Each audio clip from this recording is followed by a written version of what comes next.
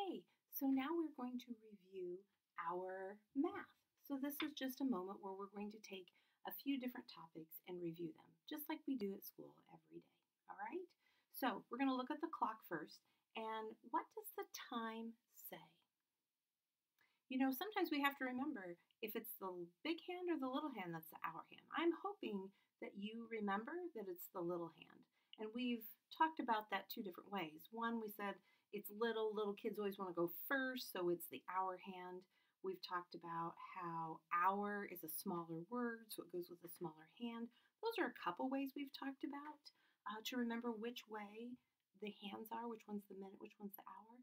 So I want you to be thinking about that because we are going to talk a little bit about that later in the week on how you remember, okay? All right, so we look at this clock, and that clock, if we extended this line, is it to the 6 yet? No. So we know that it is a 5 time. So we know the hour is 5, and then we have to count by 5s. Well, we do know that halfway around the clock is 30. We know that because 30 is half of 60, and 30 is halfway around the clock. So with all of our time study, we already know that. So we can count it all the way over, or we don't have to. So we're going to do it both ways. So you can know that this is 30, and then we have to continue counting by 5s. 30, 35, 40, 45. So we would know that this time is 5:45. We also could count by 5s all the way around. So we could say 5, 10, 15, 20, 25, 30, 35, 40, and 45. So either way, we would know the time is 5:45. Okay, now our money. Now, this is where I would like you to get out your dry erase sheet and your marker. Your dry erase sheet is in that envelope. It's actually a pocket, a page protector. It's in the very, very back. It is plastic and it has a blue sheet in it. And the only reason I put the blue sheet in is so that you could see your work better. So I need you to get that out for me right now. So go ahead and pause the video so you can go get that. Okay, now that you have that out, we're going to write down the money so that we can count it. So you know already what these coins are, or at least I hope. If it's too far back and you're having trouble seeing, I'm going to help you out in that respect, okay, a little bit. I'm going to bring my computer just a little bit forward so that you can hopefully see those coins. Ooh, there we go. All right, so if you would take just a moment and write down those coins. If you can pause the video right here, that will give you time to write those down because I'm going to move this back. I do not want to drop my computer holding it with one hand. All right, so we have a penny. So what you should be doing right now is pausing the video. You have all these written down, and I want you to put the values and then the running total, just like we always do, okay? So pause the video again and write down the values and do the money. Okay, so you should be done by now. Penny, we know should be 1. It's a value of 1 cent. Another penny. Ooh, how about a quarter? How much is that worth? You should have written down 25. I'm sorry if my handwriting's a little sideways, but I'm kind of writing on the side here. And then we have a dime, and another dime, and another quarter, and finally a nickel. Now, when the quarters and the coins and the dimes and the nickels, when all those things are mixed up, we don't always, excuse me, I keep cutting myself out. We don't always have to write the running total in order. We've talked about that and we've already done that this year. So we're just going to review that. So remember, I don't have to go 1, 2, and then go to 27 and keep going with that. That makes it too hard. So what we're going to do is we're going to do it in a different order. We're going to start with our biggest coins and then work down, just like we've done when we did our math unit, okay, and with our money. So we're going to say this is 25 cents, and 2 quarters, you should have 50 cents. And this one would be 60 because it's 10 more. 10 more would be 70. 5 more would be 75.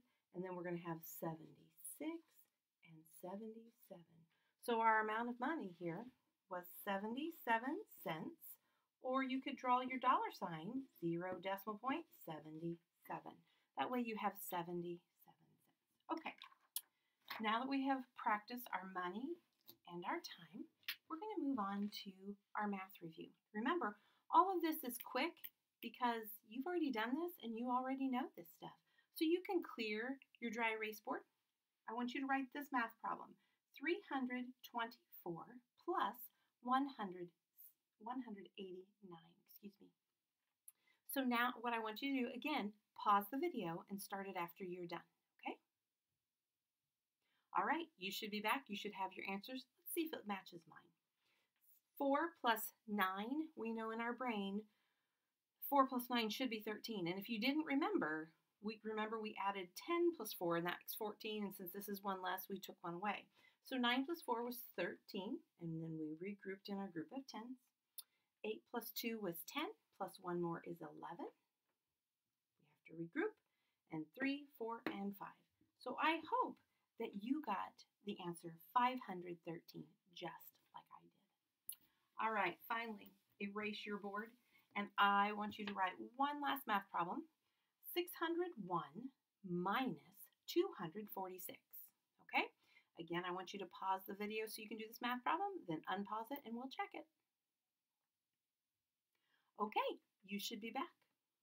1 minus 6, that's not possible, Mrs. Gross. So we know that, so we're gonna make it possible, but whoa, wait a minute, we know that this is a problem, don't we? So we know we're gonna go back over to the hundreds. We're going to take one group of 100. Now, we know that if we have a flat of 100, we can break that into 10 tens. So that's what we're going to do. And we're going to take 10 plus 0 because 0 is already there. 10 plus 0 is 10. All right, but that doesn't help us here. So we know we're going to have to take a group of 10 away. We could take that group of 10 and we could break it all into 10 ones. So we're going to take that group of 10 ones and add to the 1 1 already there. So 10 plus 1 is 11. So now we have 11 minus 6. Now it's possible. So 11 minus 6, I hope you knew that was 5. 9 minus 4, I hope you knew that was 5 as well. And 5 minus 2 was 3. Now, we've been doing, I'm moving this over again because I keep cutting myself out again. All right, so we have this math problem right here. And I've told you several times, and we've practiced how to check it without a teacher or without an adult, which is really cool, by the way, in math. So we know we take the answer, do the opposite, and you take the second number straight over. All right, so we have 355 plus 246. Remember again, it's the answer, do the opposite, the second number comes straight over. So let's add and see. 5 plus 5 was 11. I'm going to regroup. 4 plus 1 was 5. 5 and 5 is 10. We'll put down our 0 tens and we'll add it to our group of hundreds. And 3 plus 2 is 5 and 1 more is 6. And as I like to do, dun da da da, we have the same answer that we started with, 601. So we know that our math problem is correct.